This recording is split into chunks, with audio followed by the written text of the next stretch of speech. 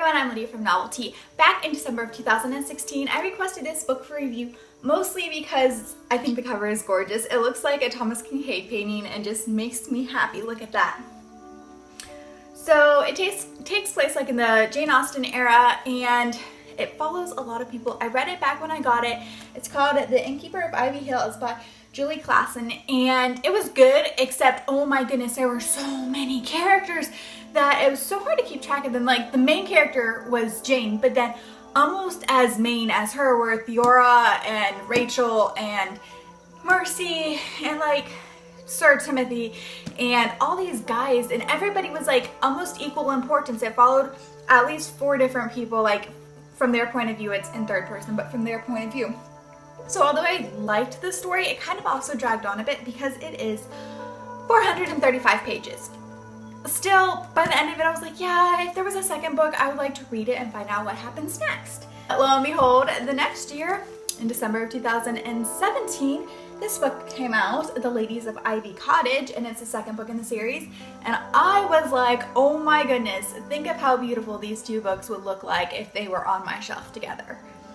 And so I requested it for review, and I got the book.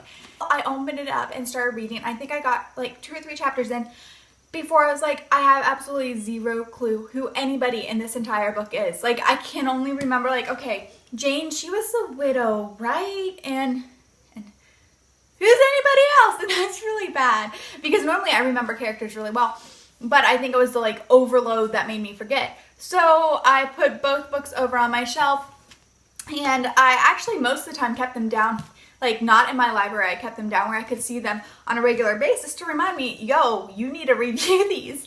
But I knew I would have to reread this book before this book made much sense to me, and 875 pages is quite the commitment to read/reread when you have other books going on, you know?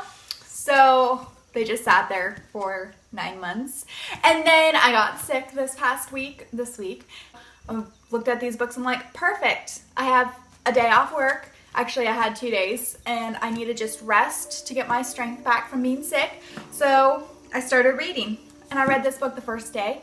And I didn't like read it word for word. I skim read some because as I read, I remembered more, but I read most of it. I'm like, okay. By the time I was done with this book, I was like, no wonder I requested the second book, because although this was long and somewhat tedious, it made me really curious about what was happening next.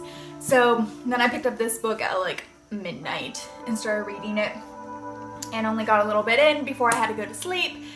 And the next day I read all of it, and it made me happy because I was like, at the beginning, I was like, these characters, like, there's way too many of them. But by the end, I was like, I'm part of the village. I'm like part of Ivy Hill. These people are my friends, and I know them. I'm invested in their lives.